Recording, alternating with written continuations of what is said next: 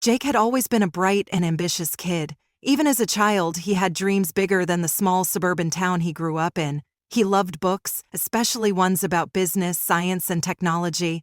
Unlike many of his classmates who spent their weekends playing video games or hanging out at the mall, Jake would often be found in the local library, reading about everything from programming to economics. He wanted to make something of himself, to build a future where he wouldn't have to worry about money the way his parents always seemed to. Mark and Linda, his parents, had a very different outlook on life. They had never been wealthy, but they also had never tried to be. They were content with their simple lives. Mark worked as a mechanic at a local auto shop, and Linda had a part-time job as a cashier at a grocery store. They didn't believe in chasing dreams or wasting time on education. To them, life was about working hard, getting by, and not expecting too much. Jake first realized how deep this difference in mindset ran when he was around 15. He had excitedly told his parents that he wanted to go to college, that he had already looked up scholarships and financial aid options. He thought they would be proud of him, that they would see his ambition as something good. Instead, Mark scoffed and shook his head. "College? For what?" he said, wiping grease off his hands with an old rag.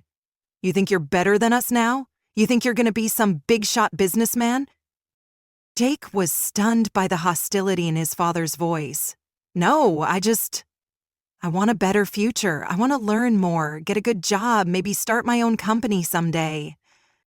His mother sighed and gave him a pitying look. "Sweetheart, people like us don't do those things.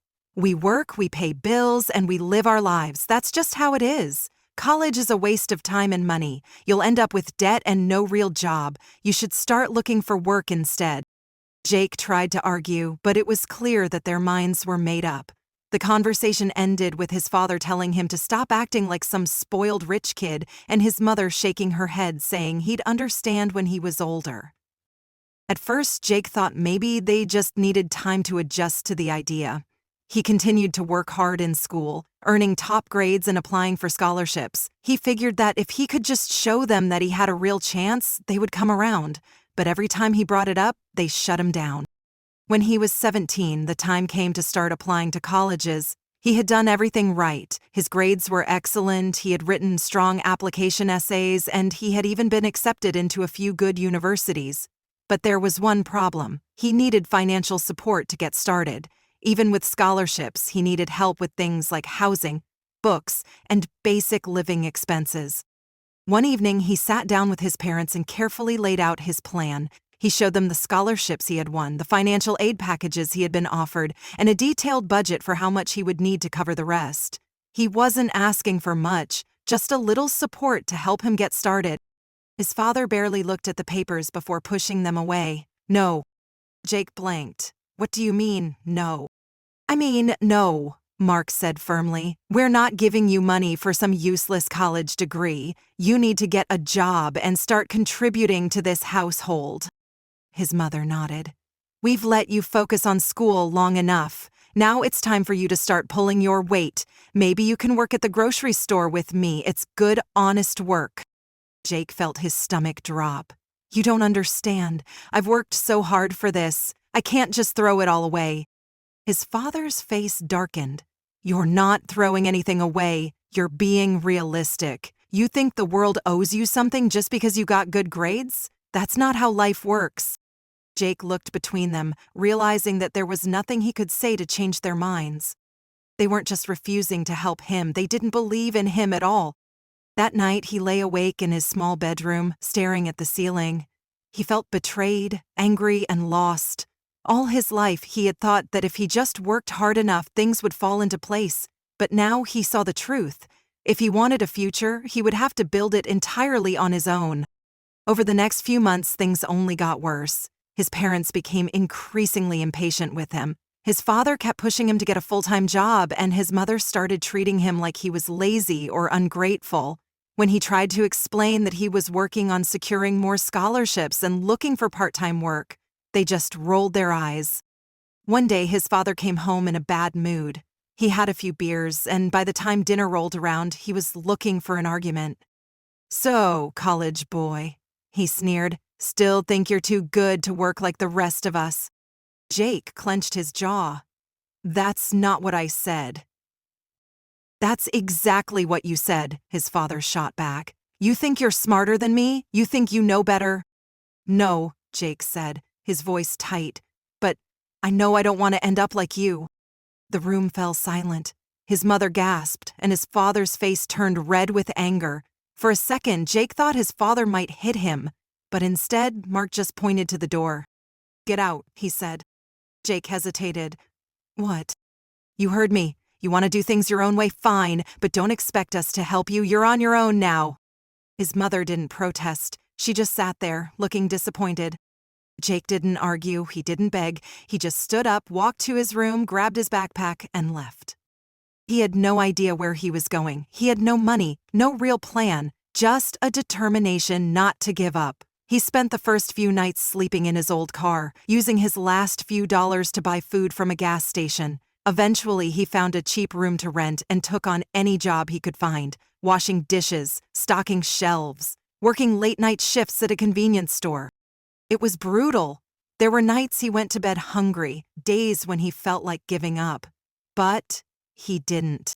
He kept studying in whatever free time he could find, applying for more scholarships, taking online classes. He refused to let his parents' lack of support define his future.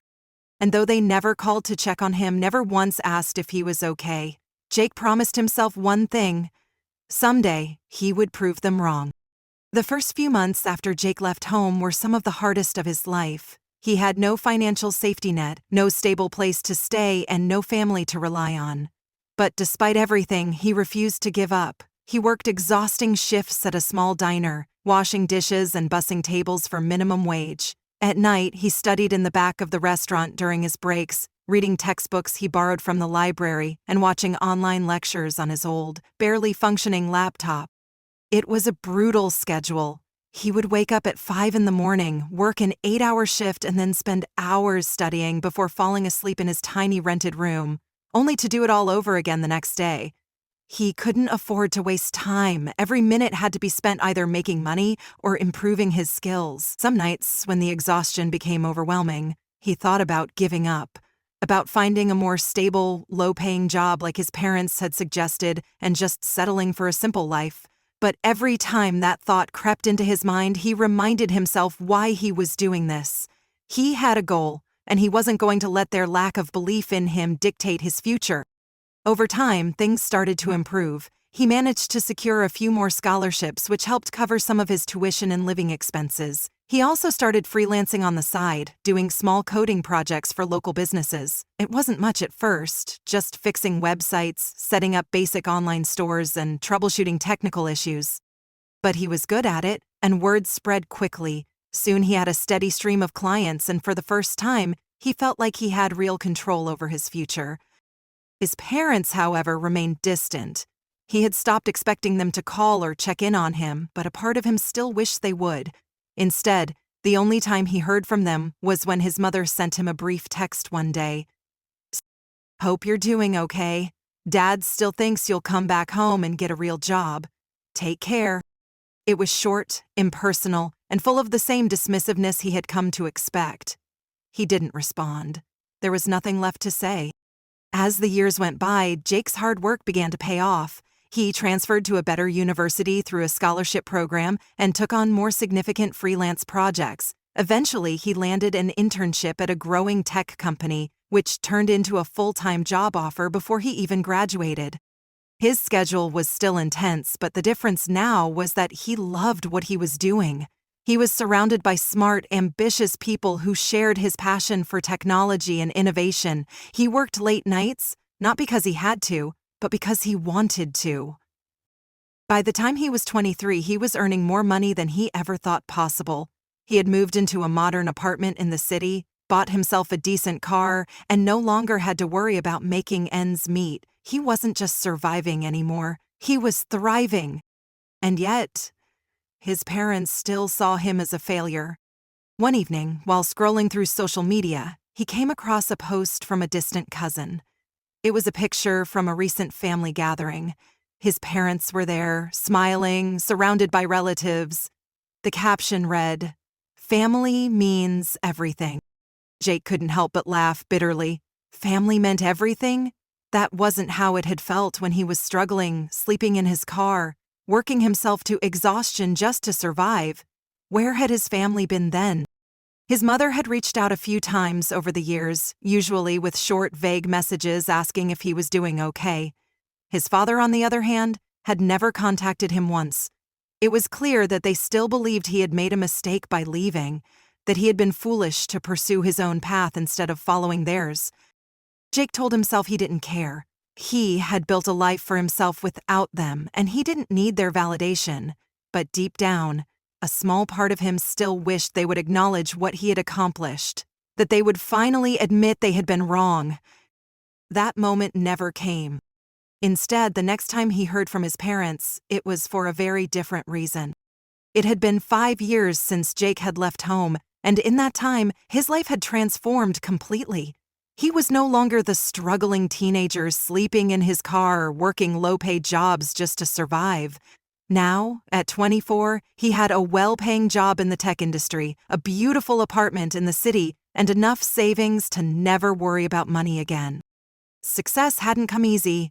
The late nights, the relentless studying, and the endless hours of work had taken their toll, but Jake had never let himself give up.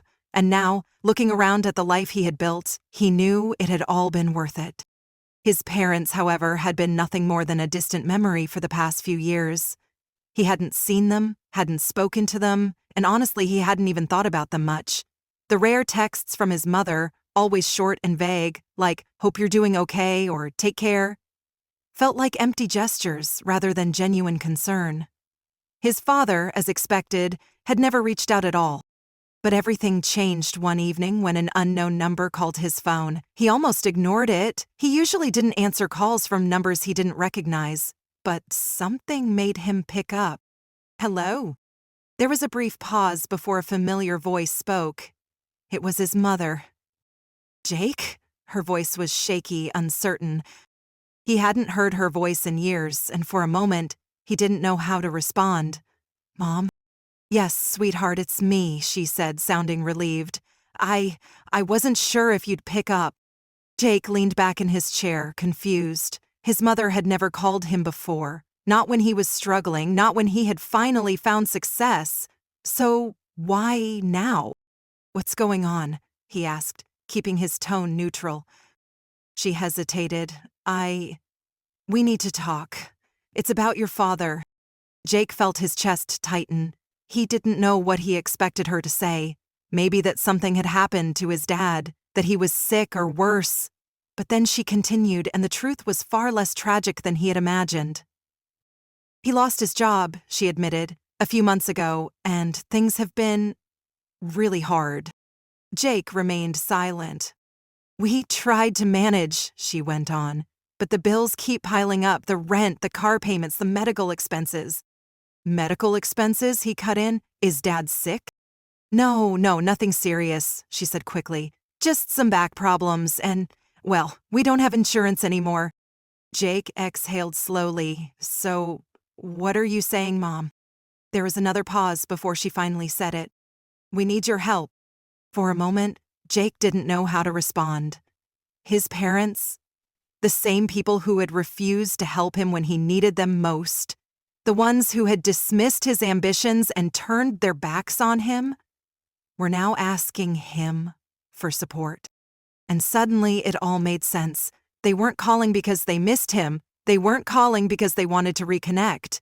They were calling because they needed money. Jake closed his eyes, forcing himself to stay calm. "So, let me get this straight. When I needed help, when I was working multiple jobs just to survive, you told me I was on my own. You told me to stop chasing dreams and get a real job. And now that you're struggling, you expect me to fix it?" His mother was silent for a moment before whispering, "We didn't know things would turn out this way." Jake let out a bitter laugh. "Yeah, well, neither did I." "Please, Jake," she pleaded. "I know we made mistakes. I know we weren't there for you the way we should have been. But we're your parents. We have nowhere else to turn." Jake felt something twist in his chest. A part of him wanted to hang up right then and there, to tell her that this was karma, that they were just getting what they deserved. But another part of him, a small, deeply buried part, still felt guilty. Because no matter how much they had hurt him, they were still his parents. "I'll think about it," he said finally. His mother sounded relieved. "Thank you, Jake. We really appreciate it." He ended the call without saying goodbye. For the rest of the night, he sat in silence, staring at the city lights outside his window.